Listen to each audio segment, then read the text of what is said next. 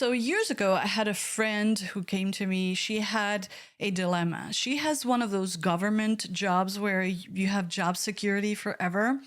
And she was offered a promotion. Okay.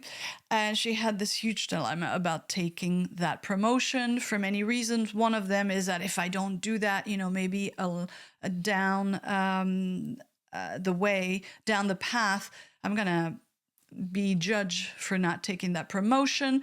Then there's a pay grade and all that stuff.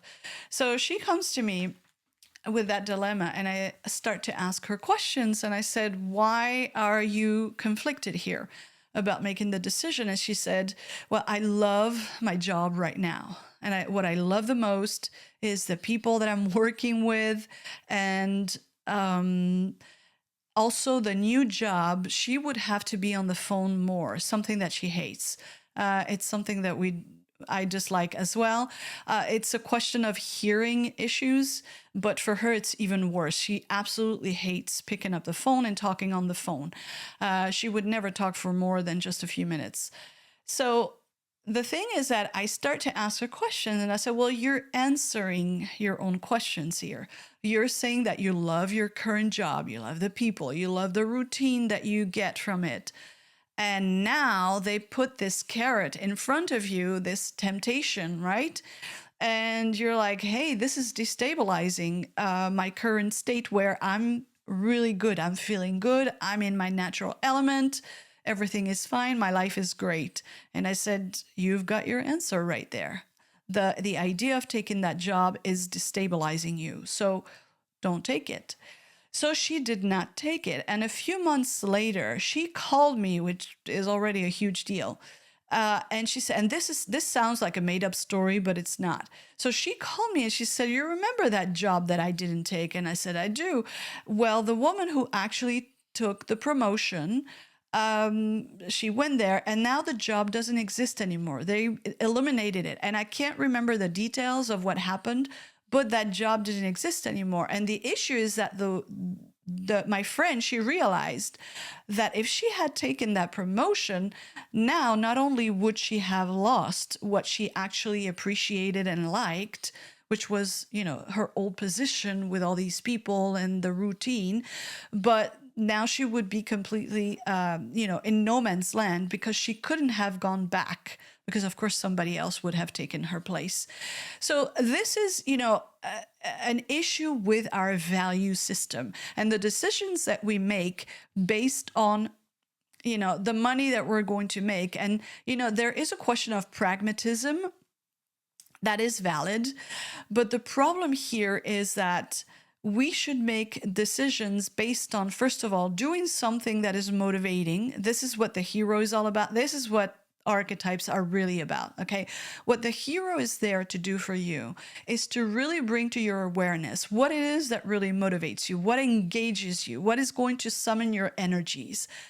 Basically, it means you need to do something that you love. That is the first thing you need to look at. This is what the hero says. Now, this second archetype, which relates to values, this is the natural self. This is the one that says, hey, what feels like your natural element? And this is where you're going to be naturally fruitful, and you have to pay attention to that. If you're in harmony with the hero, okay, you're going to be in that natural element and activate your capacities, your resourcefulness. That is where you're going to have a natural sense of abundance, of feeling plenty, of not lacking. That's the better word, not lacking. And this is the problem, that we usually make decisions. We say, okay, I'm going to do that because it's going to pay me that money. And that is going to create very often a permanent sense of lack, even though you might generate a lot of money. So you might gratify that sense of natural pleasure, which your natural element is going to bring, by doing things that are going to be self-indulgent. Okay, so let me go on a trip once a year because what I really want, and I don't know it, is to have a job, an activity, or something that has traveling included. But I don't see that. So what I do is that I make a lot of money and then I pay for my trips.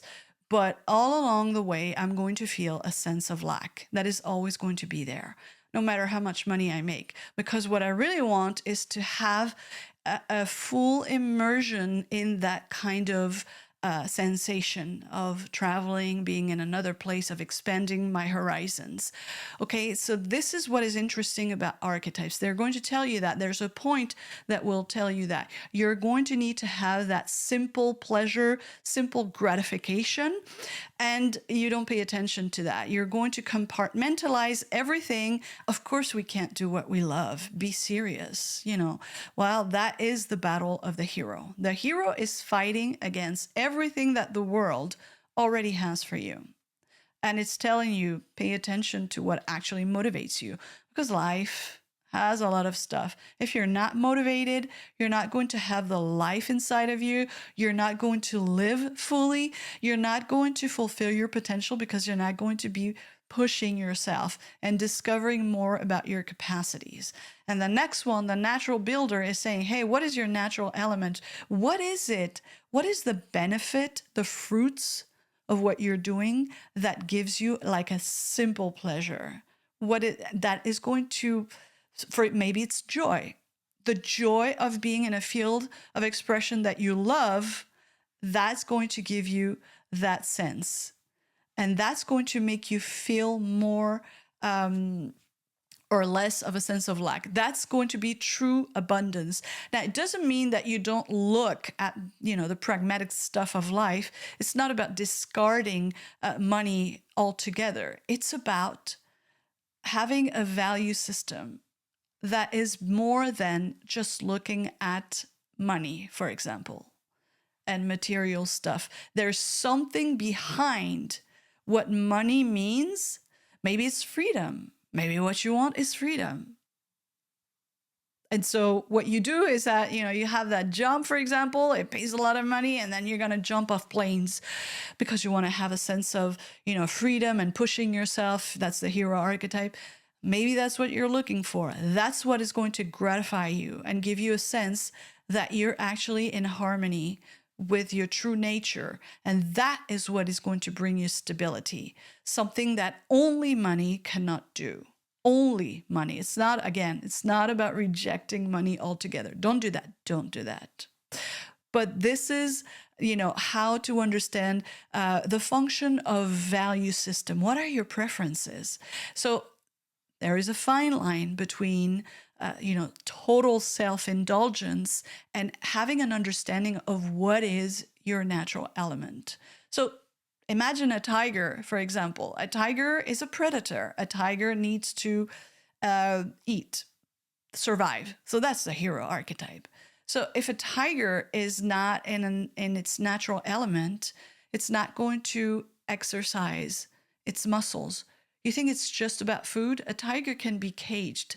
They can give the tiger food and the tiger will survive, but it will not become a tiger. It will not be all it's supposed to be. Okay, so that's why the tiger is always used in those stories about, what is your true nature? Because if you don't let it out, it's going to become a tiger, and it's going to have urges, and it's going to be a volcano inside of you. It's going to generate frustration and conflict outside of yourself that reflects a conflict that you have inside.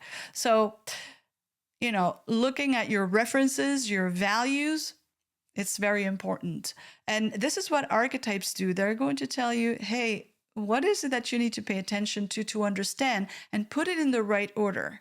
It's not about that life is, it's everything that you want to do.